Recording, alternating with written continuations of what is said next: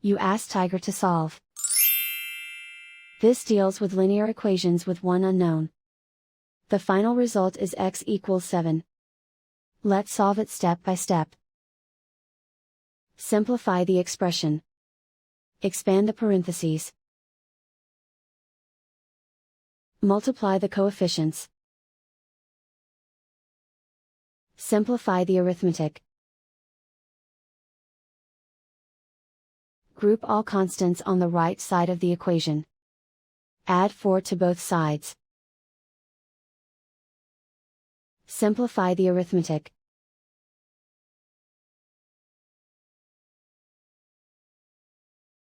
Isolate the x. Divide both sides by 12. Simplify the fraction.